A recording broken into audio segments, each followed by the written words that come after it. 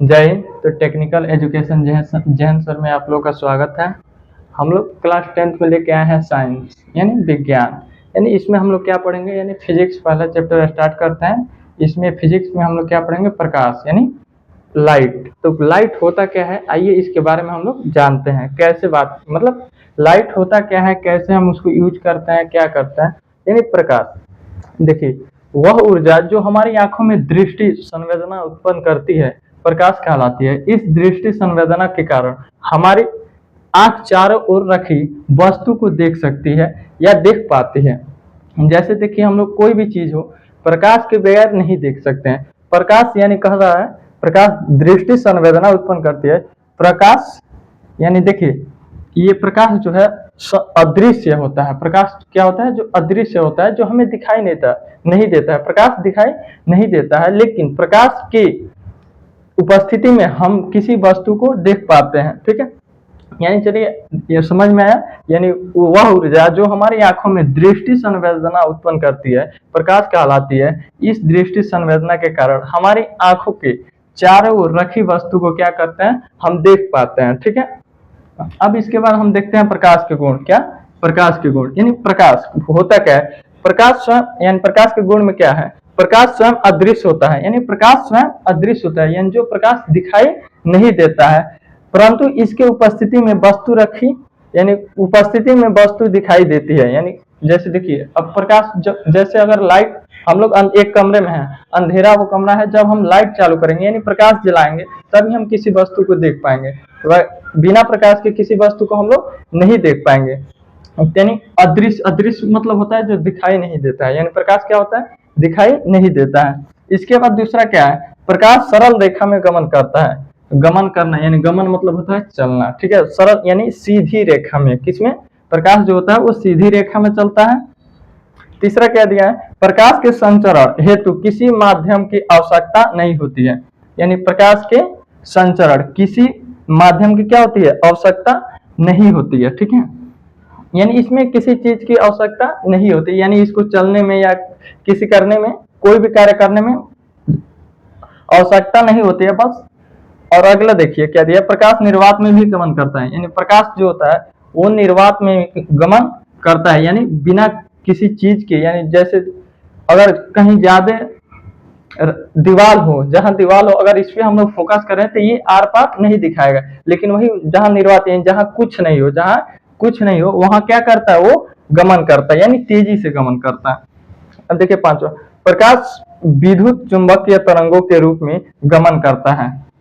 प्रकाश विद्युत चुंबकीय तरंगों के रूप में गमन करता है। विद्युत चुंबकीय तरंगों के दो प्रकार होते हैं। विद्युत चुंबकीय तरंगों के कितने प्रकार होते हैं, दो प्रकार होते हैं। एक होता है अनुप्रस्थ, पहला क्या होता है अनुप्रस्थ, और दूसरा होता है अनुदैर्ध्य। क्या होता है, अनुदैर्ध्य। यानी प्रकाश जो होता है वो अनुप्रस्थ में गमन करता है, यानी अनुप्रस्थ में चलता है, अनुदैर्ध्य में नहीं चलता है। ठीक है, अगला क्या है, प्रकाश पारदर्शी माध्यमों में, प्रकाश पारदर्शी माध्यमों जैसे कांच।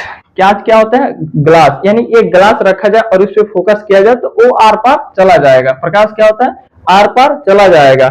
या सूर्य, जैसे आप लोग बस में या ट्रेन में ट्रेवल करते हैं या घूमते हैं, जाते हैं, तो जब बस में खिड़की के पास बैठते हैं, शीशा बंद करते हैं, तब भी प्रकाश जो होता है सूर्य होता है, वो प्रकाश कांच के आर पार हो जाता है। ठीक है, या वायु, वायु जो होता है वो दिखाई नहीं देता है, परंतु वायु को क्या कर सकता है, प्रकाश आर पार कर सकता है, आदि में से गुजर सकता है।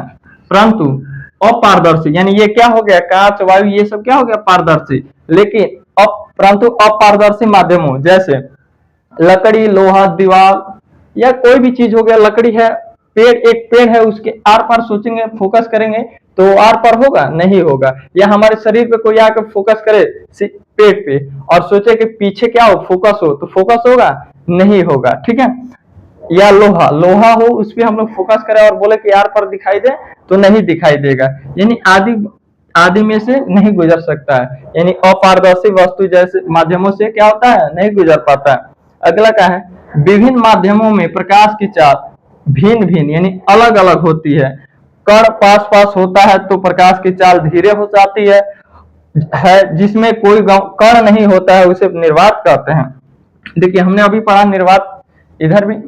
तो देखिए निर्वात जो होता है जहां प्रकाश की चाल कण हो, पास पास हो, जैसे कुछ वस्तु आ जाए, जैसे मान लीजिए ये क्या हो गया, कण पास पास है, क्या है, इसमें प्रकाश की चाल क्या हो जाएगी, धीरे हो जाएगी, प्रकाश की चाल धीरे हो जाएगी। और जहां कण नहीं हो, जहां कण नहीं हो वहां प्रकाश की चाल क्या होगी, तेजी से होगी। यानी प्रकाश की चाल क्या होती है, 3 × 10⁸ मीटर प्रति सेकेंड। यानी इसको कहा जाए तो कितना कहा जाएगा, 30 करोड़ प्रति सेकेंड, प्रति सेकेंड। यानी प्रकाश की चाल क्या होती है, 3 × 10⁸ मीटर प्रति सेकेंड। यानी इसको कहा जाए तो 30 करोड़, यानी प्रकाश की चाल क्या होती है, 30 करोड़ मीटर प्रति सेकेंड। वहीं जहां कण पास पास हो वहां पे प्रकाश की चाल इतना नहीं होगी, इससे कम हो जाएगी। और वही जहां कण पास पास नहीं हो या कोई वस्तु नहीं हो वहां प्रकाश की चाल क्या हो जाएगी, तेज हो जाएगी। अगर ग्लास से ही प्रकाश, ये समझिए कि ये ग्लास है, क्या है, ये ग्लास है, अगर प्रकाश इसको आर पार करेगी तो क्या होगा, प्रकाश की चाल 3 × 10⁸ मीटर प्रति सेकेंड नहीं रहेगी, बल्कि इससे क्या हो जाएगी, कम हो जाएगी। ठीक है, फिर मिलते हैं अगले वीडियो में। जय हिंद।